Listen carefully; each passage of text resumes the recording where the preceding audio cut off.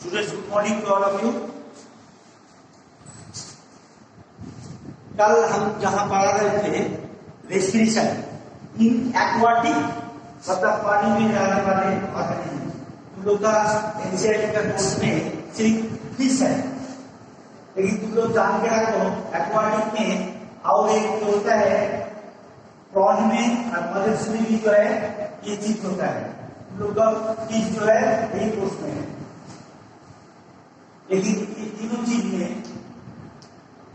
Prawn को हम लोग फिश नहीं बोलते हैं, झींगा मछली बोलते हैं। बात बात लेकिन वो जो है ऑर्थोपोडा 9 में पढ़े हो तुम लोग, लेकिन इन ऑर्थोपोडा में आता है प्रॉन, वो जो है पानी का ऑर्थोपोडा है।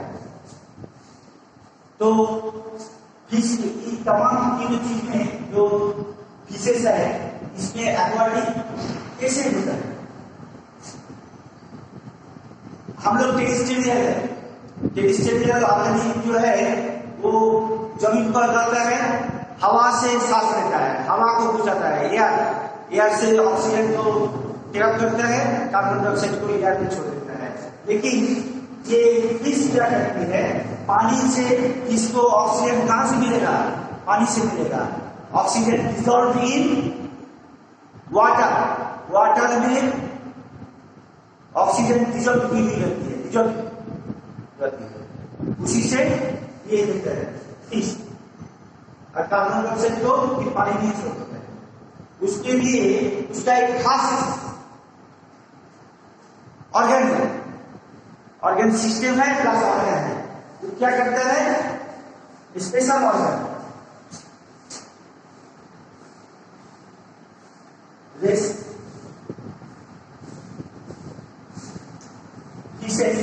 respire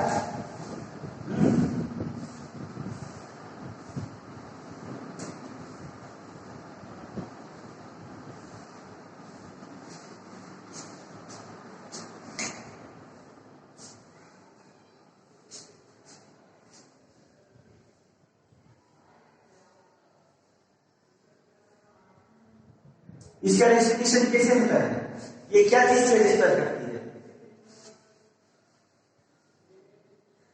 इसमें एक स्पेशल ऑर्गन होता है, फिशेस है,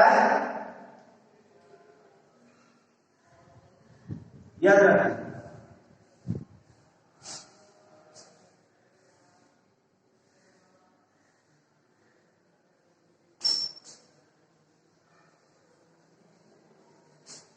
उसका नाम क्या है,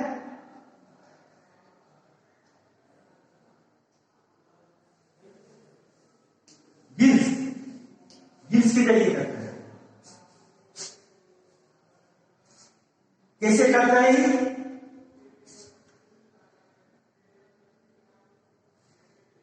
फिश जो है मुंह से पानी को टेकअप कर लेता है, मुंह को बंद कर देता है, उसके बाद बहुत बगल कैविटी में प्रेशर क्रिएट करता है।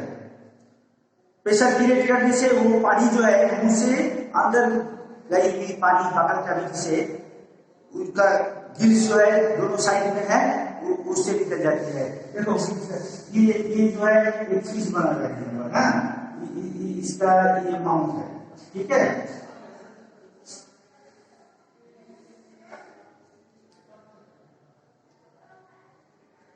माउथ ओपन किया, इस जगह पर उसका कालपट्टी पर जो है यहाँ पर गिल्स होते हैं, ये गिल्स को जो है ये ओपन करते हैं, पानी से देखो हम मार रहे हैं, जाकर के जो है इसमें से बाहर आ जाता है, ठीक है। यही है गिल्स, यही है गिल्स।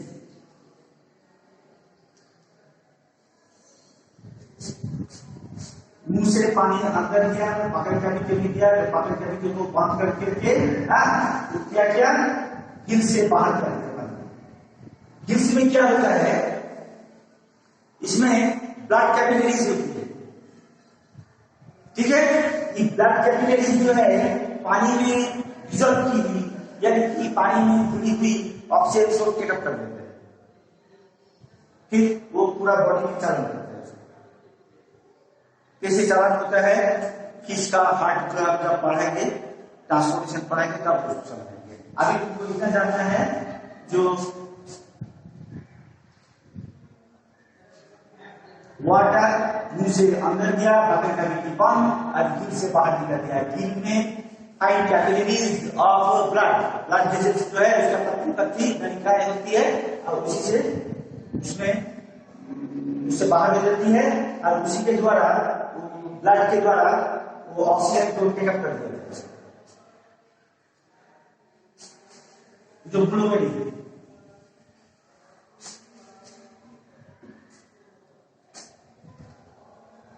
तो तुम्हें अगर सवाल किया जाएगा ये रेस्पिरेशन, उसका मेन मुद्दा क्या है? Exchange of gases. किसमें एक्सचेंज ऑफ गैसेस किसके द्वारा होता है? गिल्स के द्वारा। तो एक्सचेंज ऑफ गैसेस क्या होता है? Takes place through gills. Terrestrial animal को, जो जमीन में रहने वाला है, जमीन के ऊपर में एटमॉस्फेयर है।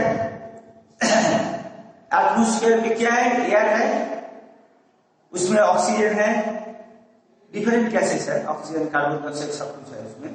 वाटर वेपर है, डस्ट पार्टिकल्स है, उसमें जाम्स है।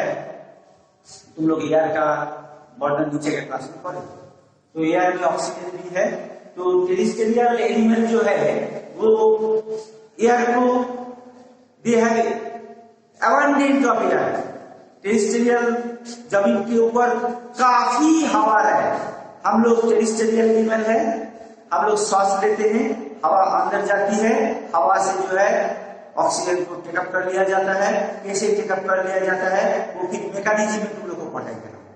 रेस्पिरेटरी इक्विपमेंट होती है, ब्लड में हीमोग्लोबिन होती है, वही टेकअप करती है, उसको डिटेल्स पढ़ेंगे, वो अलग अलग अलग टॉपिक है। तो हम लोग हवा से ऑक्सीजन टेकअप करते हैं, ठीक है। अबंडेंट है, पानी में ऑक्सीजन थोड़ा सा कम रहता है। मेकअप कैसे करेगा? बड़ा मछली को उतना ऑक्सीजन कैसे मिलेगा? तो उसका सांस लेने का ब्रीदिंग का रेट को बढ़ाना पड़ेगा। हम लोग जैसे धीरे धीरे इत्मीनान से हवा लेते हैं नाक से, उसमें से ऑक्सीजन लेते हैं, एबंडेंट एयर है, एबंडेंट ऑक्सीजन है, हम लोग को मिल जाती है, कोई तकलीफ नहीं है हम लोग को। लेकिन वाटर के अंदर में एक्वाटिक जो गिल्स के द्वारा लेते हैं, गिल्स के द्वारा रेस्पायर करते हैं, उनको कैसे निकल किया जाएगा ऑक्सीजन का क्वांटिटी? वो जो है ना, बार बार मुंह खोल करके पानी को लेंगे, मुंह बंद करके गिल से पानी छोड़ते रहेंगे, बार बार करते रहेंगे। स्पीडी ब्रीदिंग जो है उसको स्पीड को बढ़ाना पड़ेगा। लास्ट पैराग्राफ में तुम लोग को नोट लिखा है, to make up water low availability of oxygen, the rate of breathing मतलब उसे फटाफट पानी लेगा। अच्छा, तुम लोग ये चीज तुम लोग का एक्टिविटी एनसीईआरटी के किताब में एक्टिविटी करके दिखाया, एक्टिविटी में पढ़ना। तुम लोग फिश का एक्वेरियम में तुम लोग देखे हो कितना जल्दी जल्दी फिश जो है मुंह खोल करके पानी लेते रहता है और गिल्स के द्वारा पानी छोड़ते रहता है। उसका स्पीड ज्यादा है, ब्रीदिंग का रेट ज्यादा है। ब्रीदिंग का रेट ज्यादा होने से हम लोग 10 बार भी जो ले लेंगे वो उसको करने में उसको 50 बार, 60 बार, 70 बार, उससे भी ज्यादा हो सकता है।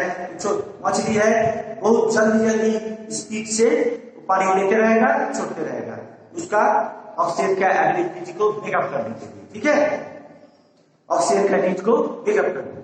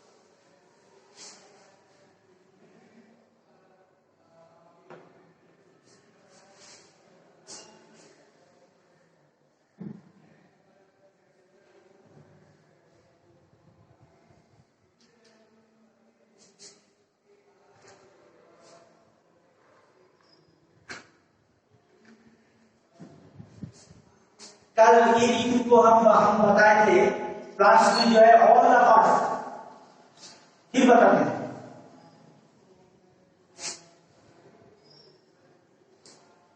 All the parts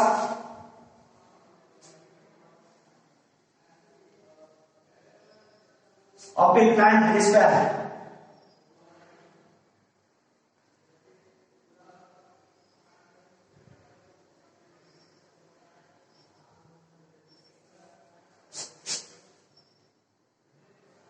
Like root,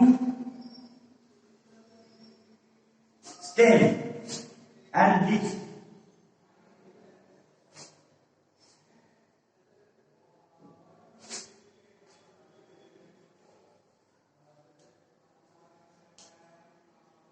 root भी डिस्क्राइब करता है, स्टेम भी डिस्क्राइब करता है, लीफ भी डिस्क्राइब करता है। रूट और स्टेम में क्या होता है, एक स्पेशल ऑर्गन होता है, उसका नाम काला लिखा है, उसके बाद छोड़ दिए थे। इसका मीनिंग समझना है।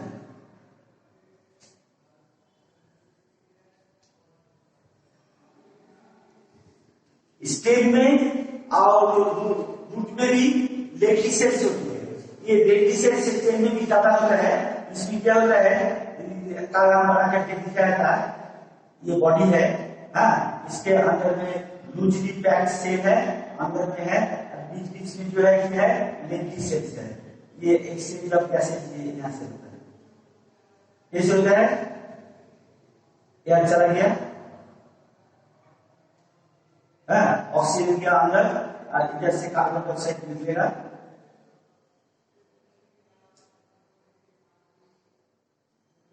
ये ऑक्सीजन वाली एयर जो है अंदर गया और इसमें से बाहर हो गया। एक्सचेंज ऑफ गैसेज इससे हुआ, मतलब क्या हो गया, एक्सचेंज ऑफ गैसेज, ऑक्सीजन का जाना और कार्बन डाइऑक्साइड का बाहर। एक्सचेंज ऑफ गैसेज, देखो इधर से जा रहा है, इधर से आ रहा है।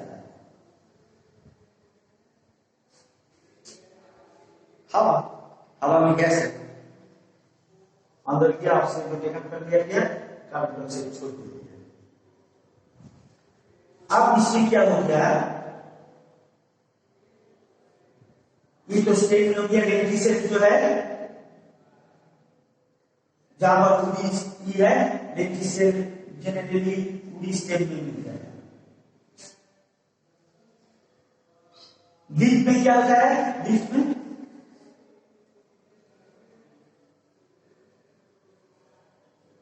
स्टोमाटा में क्या होती है,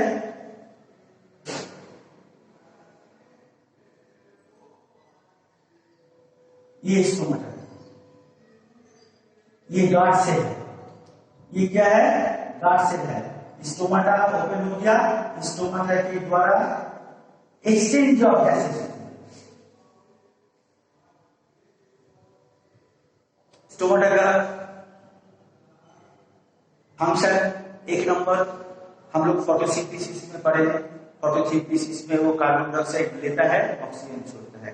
रेस्पिरेशन में ऑपोजिट रिएक्शन ऑफ फोटोसिंथेसिस, यानी कि ये ऑक्सीजन को टेकअप करता है, कार्बन डाइऑक्साइड को छोड़ता है।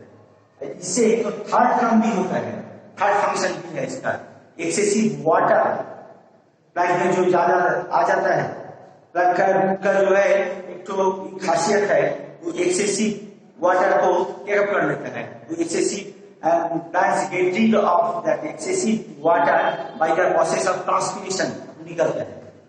अभी हम लोग respiration पढ़ रहे हैं।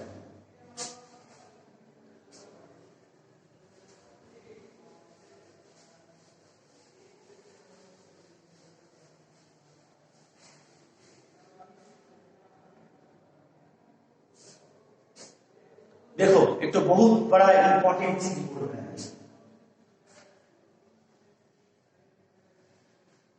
इसको समझो।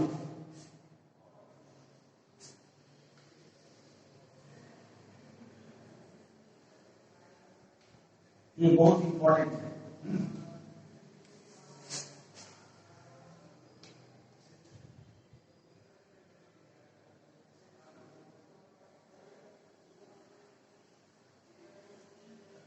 the direction of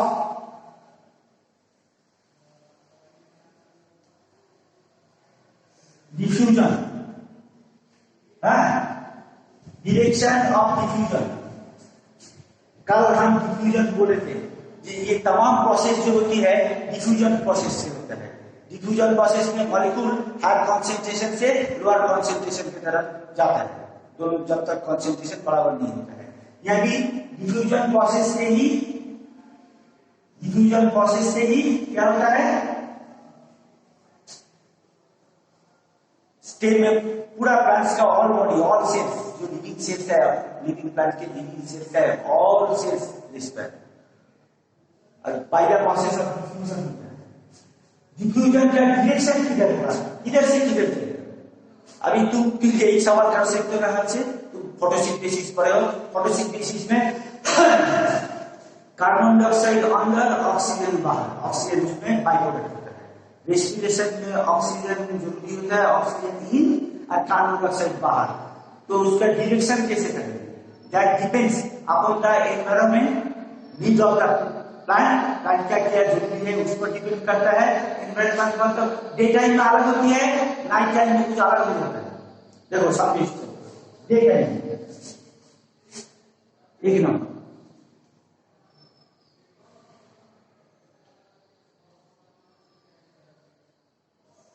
during day due to the presence of sunlight मिलता है, उसको सनलाइट मिलता है, उसमें फोटोसिंथेसिस बहुत तेजी से हो रही है।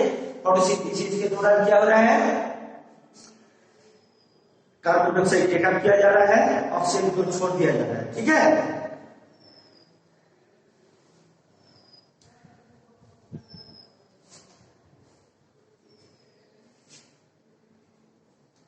रेस्पिरेशन में क्या हो रहा है, रेस्पिरेशन दिन रात तमाम सब समय चलता है, सब समय चलता है, हमेशा चलता है।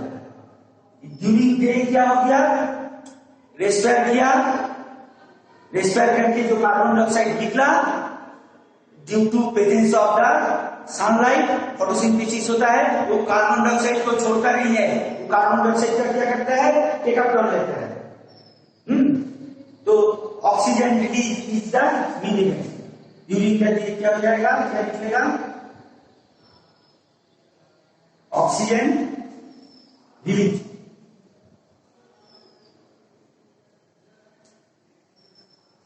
Is the minimum. फिर से समझो, ड्यूरिंग द डे क्या होगा, रेस्पिरेशन से जो कार्बन डाइऑक्साइड बनेगा, ऑक्सीजन देगा, कार्बन डाइऑक्साइड छोड़ेगा, वो कार्बन डाइऑक्साइड क्या करेगा, ही फोटोसिंथेसिस में इस्तेमाल कर लेगा, फोटोसिंथेसिस इस्तेमाल कर लेगा, फिर ऑक्सीजन निकलेगा। ये ऑक्सीजन के लिए इज द बेनिफिट, ये हवा में जा भी सकता है, इसको टेकअप भी कर सकता है। एट नाइट में क्या हो जाएगा,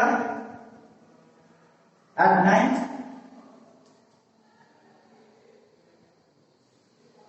ये ड्यूरिंग डे, एट नाइट इसमें क्या होगा, एट नाइट फोटोसिंथेसिस नहीं होगा, एट नाइट फोटोसिंथेसिस नहीं होता है, सनलाइट नहीं है, तो क्या हो जाएगा, उसमें प्लांट को रेस्पायर करते रहेंगे, अरे रेस्पायर करते रहेंगे, प्लांट रेस्पायर करते रहेंगे, तो उसमें से जो है carbon dioxide release is the minimum, क्योंकि उसमें कार्बन डाइऑक्साइड तो फोटोसिंथेसिस में इस्तेमाल नहीं किया जाएगा। यहां पर क्या हो जाएगा, CO2 release is the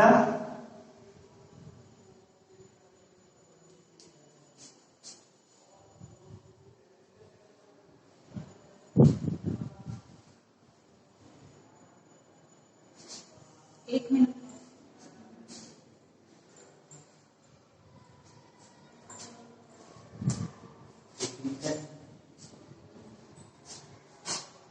at night photosynthesis नहीं होगा, कार्बन डाइऑक्साइड का इस्तेमाल नहीं होगा, रेस्पिरेशन के चलते जो कार्बन डाइऑक्साइड बनेगा that release is the minimum. तो डायरेक्शन डिपेंड करता है किस पर,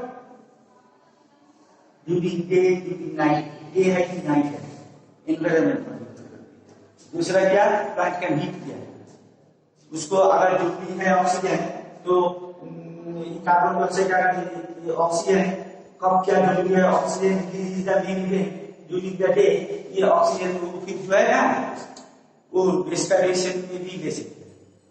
ओके, ये ऑक्सीजन को रेस्पिरेशन में इस्तेमाल किया जा सकता है, प्लांट के नीड पर। Okay, thank you very much.